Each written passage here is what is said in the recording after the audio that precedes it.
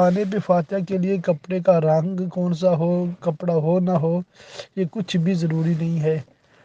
اب اس مسئلے کو یوں سمجھے، جب ہم فاتحہ دلاتے ہیں نا کھانے پہ، دو ہم کام کر رہے ہوتے ہیں۔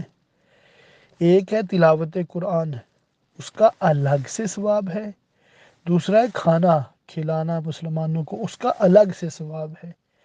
اگر کسی نے صرف فاتحہ پڑھی، سورہ فاتحہ پڑھی مثال ہے، یا قرآن خوانی کی، کھانا نہیں کھلایا، تب بھی ختم شریف ہو گیا۔ دوسرے بندے نے صرف کھانا کھلایا ہے، ختم نہیں پڑھا، تب بھی سال ثواب ہو گیا۔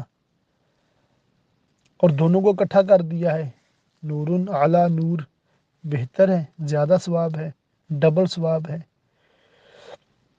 تو جب ہم ختم شریف پڑھتے ہیں نا، تو کھانا سامنے ہونا بھی ضروری نہیں ہے، یہ بس ہمارے ہاں رواج ہے۔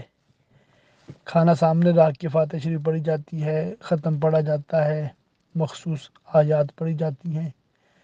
شرعاً یہ ضروری نہیں ہے، اور چونکہ منع بھی نہیں ہے، لہٰذا ایسا جو کرتے ہیں ان کو کرنے دیا جائے۔ مگر خواہ کی پابندیاں کہ بھی لال رنگ کا کپڑا ہو تو پیلا ہو تو یہ ہو تو وہ نہ ہو، یہ ایسی پابندیاں نہ لگائی جائیں۔